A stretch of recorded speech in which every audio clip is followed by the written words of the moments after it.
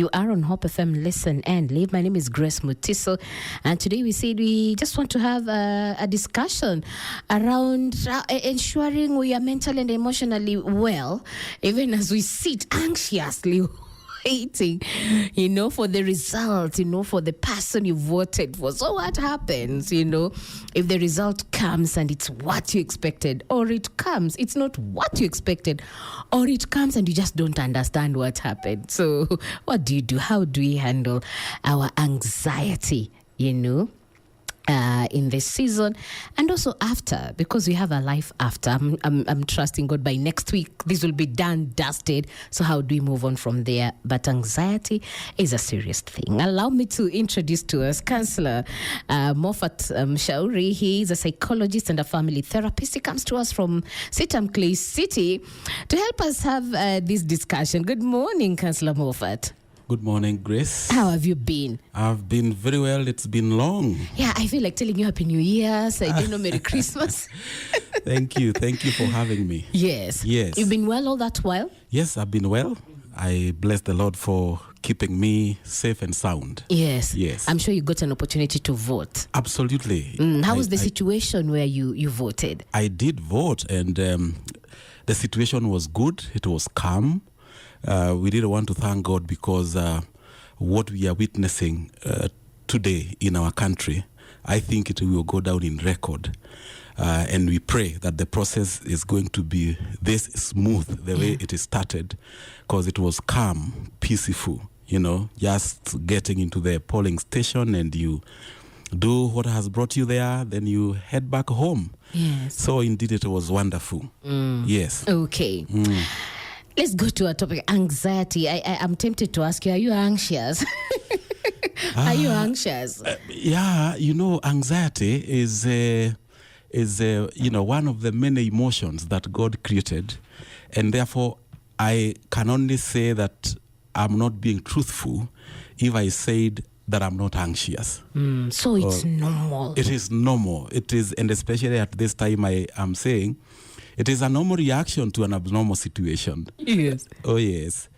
Yeah. So the abnormal situation in this case is what? The abnormal situation, I would say, is that, we don't do elections all the time. This is something that comes once in every 5 years. And you can be sure that every Kenyan love their country. And the reason why they support whoever they support is because of their love for the nation. Yeah. And they are convinced that this is the person who is able to steer this country forward, as far as I'm concerned. So everybody went and voted for someone. And therefore, it is honest to it is fair to say that everyone is looking forward to their candidate or candidate winning, which is not possible because everywhere there is a contest, there is always a winner and a loser. Yeah. Okay. Awesome. So I believe you said anxiety is a normal reaction to an abnormal, Yes. situation. That's how we defined it. Yes. So in where we are, what are some of the things that, we as voters could be experiencing, at this time? I'm sure if I'm to describe it, I was talking to a friend yesterday and said, I've just sat on the edge, waiting. Now, let me begin by saying this, Grace. When I was preparing for this show, I came across some words which were said by... I listened to Pastor John Hagee. Yes. And I think I loved what he said about worry, because the reason why people get anxious is because they are worried. And when I was coming, I was reflecting on the book of Exodus chapter 14. And this is the time when the children of Israel were just about to cross the Red Sea. And I could see the anxiety that had engulfed these people. And they started crying up to Moses, complaining, were there no graves in Egypt that you brought us here to die? Didn't we tell you? Look at what now you are doing. And then I love what God said. responded to Moses, even after all those cries and anxieties and restlessness. God told Moses, why speak to the children of Israel? Why are you crying up to me? It's your time to move forward. And he gives him instruction on what to do. Now I came across these words by Pastor John Hagee, and he says that worry is sin because it amounts to practical atheism. Worry is having faith in fear. Worry is trusting in the unpleasant. Worry is having belief that the worst is coming. Worry is trying to live your tomorrow today. You know, you want to live your tomorrow today. Worry is interest paid to trouble before it comes. What does worry do to us? He continues. He says that worry makes cowards out of a blessed people. Worry fills your face with wrinkles. Worry causes apprehension. It paralyzes the functioning of the mind. That is where I have come. That is the point I have come to discuss. Worry leaves your body exhausted. Now, when you listen to that, it goes without saying that Kenyans ought to come out of this cocoon and begin to do the right thing for them. Because when you get worried, anxiety obscures creativity. Anxiety obscures objectivity. Anxiety can even graduate to even becoming stress and depression, because of having this trust that, my candidate is going to win. Is it a kind of a thing, I'm so fixed, I know it's going to go this way? Yes, and like we are going to see as we move on, you realize that this is a state whereby somebody refuses to embrace the futilities of life. You know? Because in life, there are frustrations. And we cannot run away from frustration. True. Neither can we run away from moments of anxiety, because it is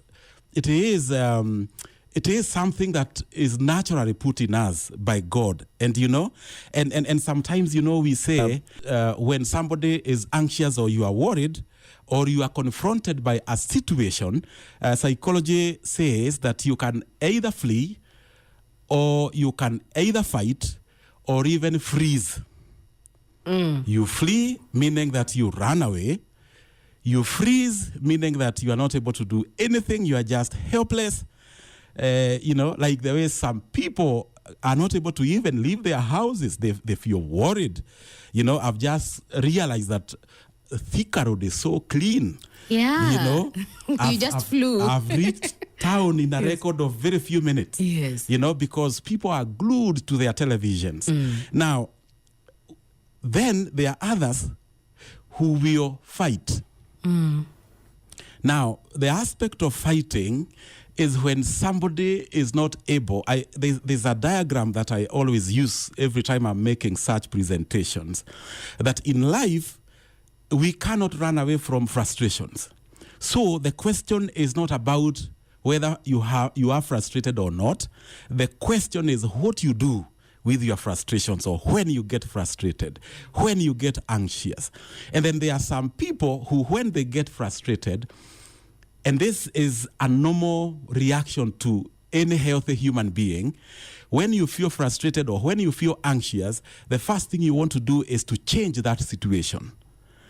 Now, the question is, what is it that you do or you can do when you are not able to change a situation? Because grace, it is not all situations that we can change. For instance, to put it into context, the only control we had was our votes as an individual. Yes. Which we went and we did cast.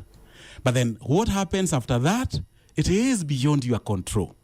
But you realize there are some people who are fighting this sense of frustration, fighting this sense of anxiety by wanting to change a situation that is beyond their control. So that door, we call it the door of change. Yes. People have refused to accept that this is how it is.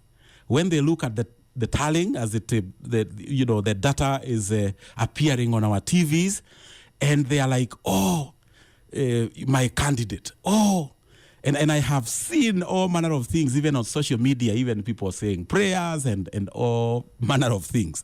And what we are saying is that right now, the only control you had was the control of your vote. And that was before 9th and on 9th. Yes. After that, you don't have control. Yes. Now, when you are not able to change or to reverse a situation, at this door of change, now there are some people who, even when the door of change has refused to open, because there are situations I agree that we can change, but not all situations we are able to reverse. Like now, whatever is going to be the outcome, we cannot reverse that. So, but there are some people who keep fighting. And this attitude is a recipe for even violence that we see in our country, because somebody has refused to accept that this is how it is. Now, what happens after that? When you have refused to accept that you are not able to change that situation, frustrations will flow down to another door, the door that we call embracing the futilities of life. The door of futilities of life. Let me tell you, Grace. What do you mean by that? I am explaining. In this life, we've got to learn to embrace even that which we don't want. And I want to say that this is the reason why even the theology of pain is not being preached by many people. We only want to embrace the theology of prosperity, in as much as it is good. We cannot talk about God without talking about pain. And this is something that many people do not want to hear. Now, when we close ourselves up to this door of embracing the futilities of life, and I keep saying that this door should always remain open. The door of embracing futilities of life, which involves pain. And you know why it should always remain open? So that when you are unable to change a situation, up there, the door of change, you remember, the frustrations can flow out through the door of embracing the futilities of life. And this does not only apply to election. Absolutely. It applies to anything in someone's life. Talk of even loss and grief. Somebody has lost a loved one. Mm-hmm. It applies the same. There are people who will continue mourning and grieving. And I believe this is the reason why even the word of God will remind us, do not grieve as those who do not believe. Yeah. Because grieving and mourning is part of this life. It is part of pain. It is part of frustrations. We've got, as long as we are in this world, there is always that time when we go through that pain. Yeah. So in the context of elections, or what we are waiting for, we've got to realize that we are not able to change this situation. And because we are not able to change this situation, maybe your candidate is lagging behind, and you are seeing the one that you did not vote for, taking all the margins and all that, and you feel frustrated. I wish to tell our listeners that it is important for this door to remain open, so that when we have been unable to change, and of course we cannot change anything right now, we embrace, we accept, we agree that this is what is happening. Now, let me tell you the most dangerous thing that people do. Yes. Is that right now, even as I observe, and even looking at what has happened in history, there are many people who even lock this door. They close it. The door of embracing futilities of life. Yes. And that is the reason why somebody will begin to becoming stressed and depressed, because now the only remaining door, because frustrations have to flow out anyway. Yes. The only remaining door, because there are 3 doors, is the door that we call the door of aggression, the door of fight. And this is where post-election violence is born from. This is where somebody begins to talk badly about their neighbors. This is the situation, the door of, we call it the door of aggression, the door of pain, the door of aggression, the door of fight. You know, this is where somebody will begin to insult the other people. They will begin to behave in all manner of things. Remember what we said, that anxiety obscures objectivity. Yeah. And therefore your reasoning gets impaired. Your judgment becomes impaired. And you begin to say all manner of things. Because now, this is now where we have unhealthy ways of coping. Unhealthy ways of coping is either fighting, becoming aggressive, you know, burning other people's properties, and doing all manner of things. Because the foundation of this is what I would call an unresolved issue, unresolved anxiety. Yeah. So we've got to be very, very careful when we are dealing with this kind of things. You know what I'm picking, Councillor Moffat, is a very important door all of us need to guard at this time. Yes. Embracing the door of utility of life. Yeah. It's very important. So that I'm open, whichever way it goes, it's Yes. fine. Absolutely. I accept to go through the pain, process it, and then say, what am I going to do to move forward? To move on. Because if I don't do that, it bottles up and takes us to the door of aggression. And let me say this, Grace. Yes. You know, when we only have the door of aggression and fight open as the only door to deal with our frustrations, this is even where people commit suicide. It is also as a result of your judgment being impaired. You know, have you seen even when there is a contest of these footballers? Yes. And yes. somebody just commits suicide because their preferred club did not win. And we have seen it happening. We have even seen our children committing suicide because they have not performed well or according to the expectations of their significant others. Yeah. And somebody just commits suicide. We have seen people commit suicide during Corona because their businesses have closed down. They are not able to embrace the futilities of life. And let me tell you, the moment you embrace this futility of life, you begin to dream again. You become enthusiastic. You become objective. You begin to gather some momentum and some energy to start all over again. You don't fear the process. You don't fear starting because you have embraced it. You have said, it is not happening. Yes. And therefore, let me go back to the drawing board. People need to go back to their work. They need to go back to what they usually do. Let me tell you this, Grace, I've just remembered. Yes. You know, in the year 2007, 206 December 2007, my mother was taken ill. And she had a terminal illness that saw her get admitted in ICU for 9 months. And I remember going to Kenyatta National Hospital every day, morning, noontime, and evening. And then I remember this particular doctor at Kenyatta who came to us as a family. You know, we were just, staying there. It's like everything had come to a standstill. You could not... We were not able to go back to our works. Everybody had left, of course, because of love that we had for her. She's now late. Yes. Now, this doctor came and told us, hey, you know what? You need to go back to your work because whether you like it or not, if your mother makes it, praise God. If she doesn't, life has to continue. And you know, my goodness, that was so hard for us to process, you know? But then, you know, later, I came to realize that, kumbe, it is actually the truth. Yeah. That is how life is designed.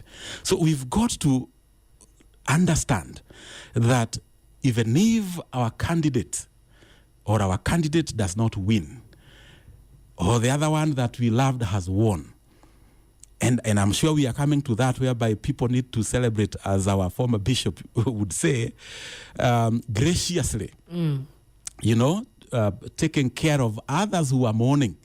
And then he also says that those who are mourning should also mourn graciously. So this is very, very important. So the aspect of celebration and the aspect of grieving is so real. Yeah. And it is coming in a matter of hours, I would say. So it is important for people to develop very strong shock absorbers and to know that they cannot afford to allow anxiety and frustrations obscure their reasoning, their judgment, their creativity. Because there are some people who maybe think, if my business is going to thrive, it is so much pegged on who wins, which is not the truth. As a matter of fact, that is an impaired judgment caused by some biases and caused by us not knowing that the moment we are able to embrace these futilities, we are able to dream again. Your businesses are going to thrive. Yes. Because it is you who is thinking about what you're going to do to your businesses. So let's try and remove all these manner of narratives. Yes. That if so and so wins, I'm going to suffer. But I want to say this. Somebody says that pain is not an option, but suffering is an option. You is a choice that we make. Yes. Sorry, suffering is a choice. So you can feel the pain, but you can choose not to suffer. But there are some people who experience pain and they also choose to suffer. That is why you see somebody grieving for a year or 2 years because they have lost a loved one. And I'm saying this with all due respect and knowing what loss and grief entails. But then, we call it complicated grief. Yes. That you have refused to go on and you are grieving, you are mourning, and you are doing all manner of things over the years. You become sick, and then you also start the process of death yourself. So we've got to be very, very careful on how we are dealing with these anxieties. Yeah. As you're talking, my dear listener, I'm hosting Counsellor Moffat Mshauri and a family therapist coming to us from Sitam Clay City. And if you have any question or comment, you're talking about how to manage post-election anxiety. And this applies to, any other situation in your life. If you have any question or comment, my SMS line is 20933. That is 20933. You can also get me at Hope FM Live on Facebook, Twitter, and Instagram. And my WhatsApp line is 0717 555. And just Shams writes, what Pastor is sharing applies to those who have lost loved ones or relatives. I think she's asking, does that apply to those who have lost loved ones or relatives? She's just thinking, does this also apply? Absolutely. Okay. Yes, it applies, because if somebody has lost something so dear, because when we are talking about loss and grief, it is literally losing anything that is of great value to you, be it a person, be it a part of your body. There are some people who get amputated and they get into stress, into depression, and they end up dying not because of the disease they are having. I've even seen people who, when they have been told that they have cancer, they die because of stress and depression as they think about the disease they are having. So it cuts across. So we've got to really be careful in how we are dealing with this kind of perceived loss, because even in the context of elections, some of the things that we experience are actually perceived. They are not all that real. Sometimes you feel like you want to throw a nasty word to somebody because of A, B, C, D, and you are acting out of your feelings and out of your emotions. Yes. Now, I had prepared something small here. Before you go to what you had prepared, Counsellor, you've talked about managing anxiety for us, as voters. Yeah. We know results are already out and some of the contestants have lost, others have won. Yeah. Does this apply to them also? Yes, it does. It does because... and especially to that who was lost. So yes, where do they start? I hear because you. I'm assuming it was big investment. All of them had hopes. That is it. That is it. There's that sense of loss. And I can tell you, Grace, I can only imagine. You know, when I think about running for an office in this country, political office, you know, I just shiver because, I mean, it's been made so expensive. And I think there's a culture that we need to change even as a people, as a society. Because I want to believe that it is us, the voters, the ordinary Kenyans, you and I, who actually make it this expensive. You know? I normally love sometimes when I see some people, like the other day we had a gentleman, and I think right now, I don't know how he's performing right now, but a first-time MP from Meru, you know, who just got in from nowhere. You know, it is said that he was campaigning on a bicycle and all that. And I love that. I just wish the Kenyan society can embrace that. Because, as a matter of fact, it would even help us to listen to those people who want to occupy those offices more objectively, reasonably, and we are able to make informed decisions. You know, unlike in the current situation whereby the thing is so expensive, and I can only imagine how much it has cost the people who are running. Yeah. And therefore, when we talk about feeling a sense of loss, it is so real for such people, and they equally need to be managed or to manage themselves. They might want to look at the people around them, the resources that they have around them. And by resources, I mean people, not money. They need to be encouraged. And that is why we are saying, even those who are celebrating, they celebrate graciously. Yeah. You know, they also need to step out and seek help. Because I can tell you for real, Grace, I have seen people, and I know some people well known to me who probably had even taken loans, you know, to finance their campaigns. And this doesn't seem to be forthcoming. And they are just seated somewhere wondering, what is going to happen to me? The banks will be coming, you know, calling on me and all that. What is it that I'm going to do? And these are recipes for depression. Mm-hmm. And as a matter of fact, I would wish to speak to such people that all is not lost. We can look at the moments of hope. What is it that can give you hope? You know, in the midst of all that you are going through, in the midst of all that you are experiencing and the thoughts that are crossing your mind, what is it that can give you hope? Are you able to cling on it? Are you able to work with people, you know, who are able to help you deal with your situation? Because I can tell you the sense of loss is so overwhelming to such a people. Yeah. What I've heard, you've mentioned they need to seek help. Yeah.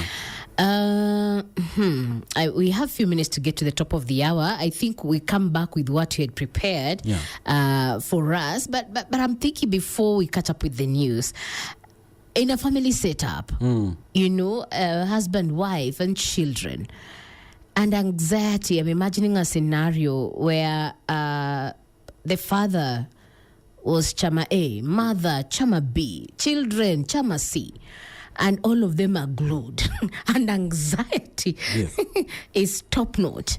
How can they help themselves in that situation? You know, and the mother can't say anything or the father can't say anything because you say, no, you know, my candidate. Yes. You know, I'm the head of this house. It's me who says. Yes. And yet each of those three people in that family had different, you know, choices that they made. How can they handle anxiety? Absolutely. Thank you for that question. You know, as you are asking that question, I'm thinking about my own children who were asking me this morning, Daddy, actually after voting, the first question came after voting, whom did you vote for? You know? And then the next thing is every morning, hey, Daddy, your candidate ameshindwa ako nyuma. Ako nyuma. And they also have the person they are supporting, and they are like, Daddy, we want to bet, this is my candidate, and they are laughing at me because they are saying my candidate is not doing very well. So it is so real. But then let me say this. Just like what happens in any other loss or any other kind of grief and loss, it can also apply here in the context of what our country is experiencing or going through right now, in that families can sit down together and debrief. It is possible. And I have seen my children telling me, Daddy, why do you look sad? And they will be like, cheer up. It's going to be okay. Some other times, how do you feel that your candidate is performing this way? That's what we call debriefing. Yes. That people can sit down in a family setup and they vent out their feelings, because that a family is our first safe haven. Everything that we are experiencing, when the outside world is hurting, we can run to our families for healing. And therefore, the society, the Kenyan people ought to make best use of their families, even at this particular time. Not because they are supporting one single person, but because they want to hear what their family members are experiencing, yes, as far as their perceived loss, as far as their loss is concerned. And people can just listen and try to validate one another. This is not the time to jew somebody. It's not the time to, to do all manner of things. Like the way our young people will say utadu. It's not that time. Yeah. It is time for us to sit down and become a safe haven for one another. Okay. We can try and hear their pain and validate what they are experiencing. Okay. Yes. Sit down, hear each other, debrief, and experience what the other person is experiencing. At the end of the day, family matters. Hope FM.